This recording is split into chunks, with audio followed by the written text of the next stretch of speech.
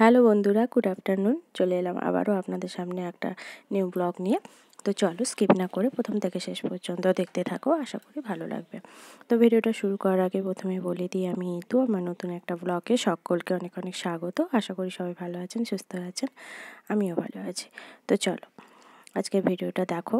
তো প্রথমেই দেখতে পাচ্ছ ব্রেকফাস্ট কমপ্লিট করে দিকে চা বসিয়ে দিয়েছি, কারণ আমার মেয়েকে টিউশনি স্যার পড়াতে এসেছে, তাই জন্য একদম চা বসিয়ে দিয়েছি সবার জন্যই। আর একদিকে দেখো ভাত বসিয়ে দিয়েছি, যেহেতু তাড়াতাড়ি হয়ে গেছে, কারণ এখন এইচএস পরীক্ষা চলছে, যেহেতু সকালে স্কুল করে দিয়েছে এখন, তাই জন্য আজকে তাড়াতাড়ি রান্নাবান্না শুরু করে দিয়েছি। 10টায় ছুটি হয়ে যায় মেয়ের, 9:30টায়, তারপরে ওর মাস্টার আসে বাড়িতে পড়াতে। তো তারপরে দেখো আজকে লাঞ্চ মেনুতে কী হবে, দেখো এখানে মাছ আনা হয়েছে আজকে। আর এই দেখতে পেয়েছো, এই যে পটল আনা হয়েছে। আর মাছ ধুয়ে তো আমি রেডি করে রেখেছি একদিকে। আর এই যে পটল দেখতে পাচ্ছ, একদম নরম পটল, মানে সদ্য তোলা যেন এরকম পটলটা, একবারে নরম। তো আজকে পটলের মাছ দিয়ে ঝোল করব, পটল দিয়ে মাছের ঝোল। তো চলো তারপরে কি করি তোমাদের সাথে শেয়ার করব এটা আজকে। তো দেখো এখানে আমি মাছেও নুন হলুদ মাখিয়ে দিয়েছি। তো মাছটা আমি ভাজা করতে বসিয়ে দেবো। একদিকে আমি কড়াইতে তেল দিয়ে দিয়েছি, দেখো গরম করতে আগে থেকে বসিয়ে দিয়েছি। তো মাছটা ভাজতে একটু টাইম লাগবে, মাছগুলো ভেজে নিয়ে এক এক করে। তো প্রথম মাছ আমি চাপিয়ে দিয়েছি, আরও বাকি আছে। তো দেখো মাছটা ভাজা হোক, আরও বাকি আছে দেখতে পাচ্ছ। আর একটুখানি মাছের তেলও আছে, ওটাও লাস্টে আমি ভেজে নেব। আর আজকে সবজি কী করব সেটাও দেখিয়ে দিচ্ছি তোমাদের কাছে। এই যে কাঁচকলা ছিল বাড়িতে, তাই আজকে কাঁচকলা ভাজা করব। 2 পিস কাঁচকলা ছিল, তাই কাঁচকলা ভাজা করব আজকে। আর ওই মাছের ঝোল করব। এই দেখো আলু আর ওই পটল কেটে নিয়েছি আমি, আলু পটল দিয়ে মাছের ঝোল করব। আর করব চাটনি, টমেটোর চাটনি। তো সব কটা আমি কেটে ভালো করে ধুয়ে নিয়েছি সবজি আমি।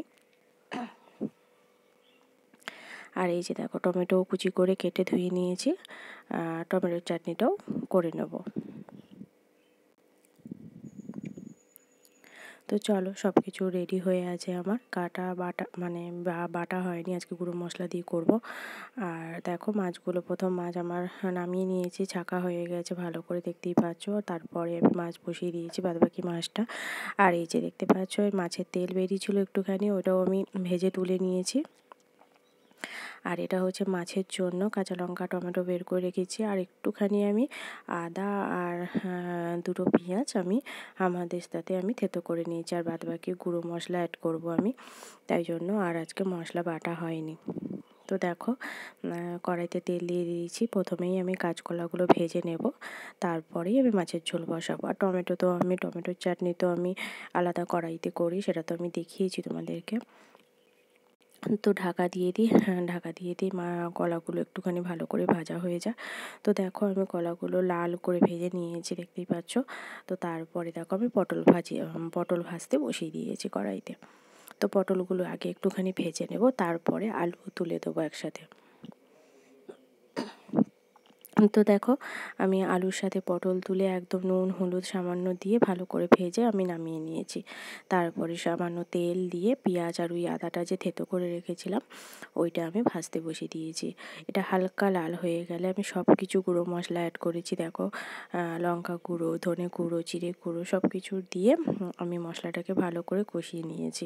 টমেটো কাঁচা লঙ্কা দিয়ে আলু পটলটা দিয়ে দিয়েছি, দিয়ে ভালো করে একটু নাড়াচাড়া করে আমি একটু জল ঢেলে দেবো।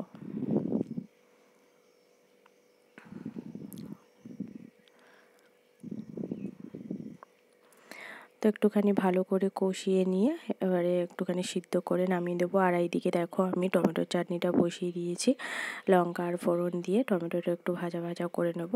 তারপরে নুন হলুদ একদম চিনি দিয়ে একদম ঢাকা দিয়ে বসিয়ে দেবো। তো দেখতেই পাচ্ছ চিনিও দিয়ে দিয়েছি। তো হালকা নাড়া, আমি কিন্তু টমেটোর চাটনিতে একদম জল দিই না, ওই চিনির জল আর ওই টমেটোর জলটাতেই সিদ্ধ হয়ে যায়। তো দেখো,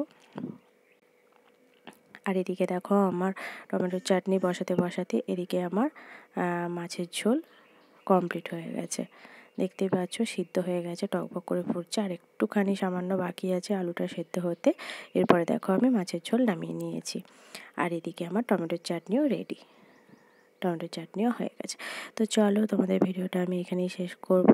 তোমাদের কেমন লাগলো অবশ্যই জানিও, ভালো লাগলে লাইক কমেন্ট শেয়ার করে দিও। আবার দেখা হচ্ছে নেক্সট ভিডিওতে। তোমরা ভালো থেকো, সুস্থ থেকো, এখনকার মতো সবাইকে টাটা।